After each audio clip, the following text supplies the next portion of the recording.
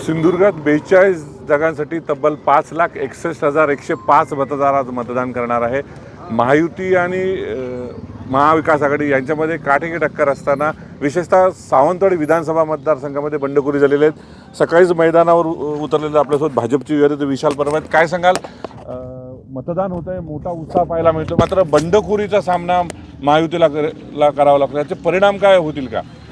आजपर्यंत खासदारकी ही महायुतीने एकत्रित लढवली होती, आमदारकी लढवली, संपूर्ण स्थानिक स्वराज्य संस्था ज्या जिल्हा परिषद पंचायत समितीसुद्धा महायुतीच्या माध्यमातून लढवल्या गेल्या आहेत। मला असं वाटतं की 8 जागा बिनविरोध झाल्यात, 42 जागांवरती लढत चालू आहे।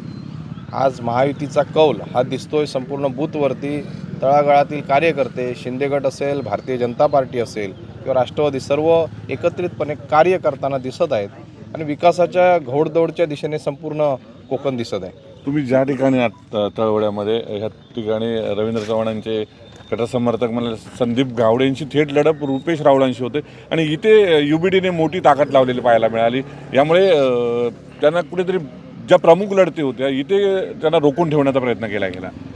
सन्माननीय संदीपजी गावडे सर्वसामान्य गोरगरीब जनतेत बसणारे कार्यकर्ते आहेत आणि तळागाळातील कार्यकर्ता हा जिल्हा परिषदमध्ये गेल्यानंतर स्थानिक प्रश्न उठून धरतील, चांगले कार्य करतील, असं प्रत्येकाची इच्छा आहे सिंधुदुर्ग जिल्ह्यामध्ये।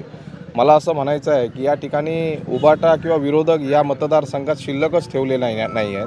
परवाच्या रिझल्टमध्ये आपण पाहिलात तर कदाचित डिपॉझिटसुद्धा समोरच्या उमेदवाराचं जप्त होईल। संदीपजी, तुम्ही उमेदवार आहात, मात्र पहिल्यांदा जो नाराजीचा सूर होता, हा नाराजीचा सूर नंतर थोडा मावळलेला पाहायला मिळाला, याचे काय परिणाम पाहायला मिळत आहेत? हे बघा, भारतीय जनता पार्टी संघटनात्मकदृष्ट्या फार शिस्तबद्ध पक्ष आहे, त्याच्यामुळे आणि इथे लोकशाही आहे। भारतीय जनता पार्टीमध्ये सगळी प्रक्रिया लोकशाही पद्धतीने होते, त्यामुळे प्रत्येकाला उमेदवारी मागायचा अधिकार होता, पण त्याच्यानंतर प्रत्येकाने सर्व कार्यकर्त्यांनी एकरूप होऊन एक समान होऊन काम केलेलं आहे, त्याच्यामुळे चांगल्या पद्धतीचं वातावरण आता इथे तयार झालेलं आहे। वारंवार भाजप पैशाचं वाटप करते असे पण आरोप केले गेले आणि तेच आरोप जे आपल्याला नगरपंचायत नगर परिषदेमध्ये पाहायला मिळाले। तुम्ही जर बघितलं तर मागच्या 15 दिवसाच्या कालावधीमध्ये विरोधकांनी विकास आणि सामान्य माणसाचे प्रश्न या विषयावरती कुठेच भाष्य केलं नाही, त्यांना त्याच्यावरती काही बोलताच आलं नाही, म्हणून त्यांनी फेक नॅरेटिव्ह पसरवण्याचा परत एकदा प्रयत्न केला आणि तोही आता फसणार आहे।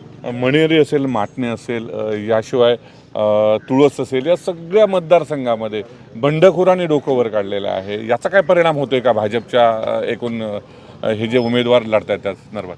महायुतीचा जो उमेदवार असेल तो निवडून आणण्यासाठी आमच्यासारखे कार्यकर्ते मेहनत करत आहेत।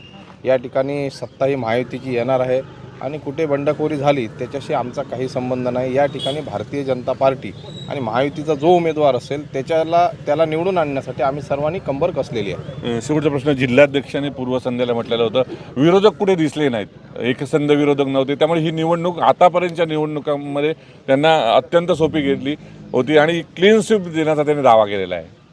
या ठिकाणी विरोधकांचं व्हिजन, आमचे संदीपजी गावडे साहेब बोलल्याप्रमाणे विरोधकांकडे कोणतंही व्हिजन नाही आहे। डेव्हलपमेंटवरती ती लोक बोलत नाहीत, निगेटिव्हिटी आणि नेरेटिव्ह पसरवण्याचं कार्य त्यांच्याकडनं होतं आहे, परंतु पुढील 5 वर्षात आम्ही काय करू शकतो याचा डेमो सिंधुदुर्ग किंवा कोकणसाठी दाखवण्याची गरज होती, परंतु त्यांच्याकडनं फक्त निगेटिव्हिटी तयार केली गेली। आमच्याकडनं व्हिजन आणि लोकांना डेव्हलपमेंटची आशा देण्यात आली आणि ह्याच्या पूर्वीसुद्धा भारतीय जनता पार्टी किंवा महायुतीने आपण डेव्हलपमेंटसाठी जे कार्य केले ते लोकांपर्यंत मांडलं आहे, त्यामुळे महायुतीची सत्ता नक्की येईल।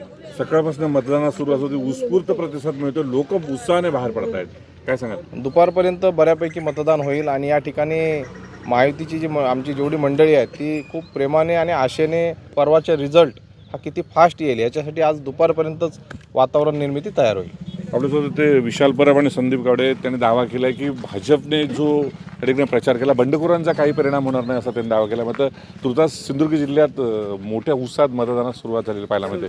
परत केसरकर, न्यूज 18 मराठी, सिंधुदुर्ग, तळवडा।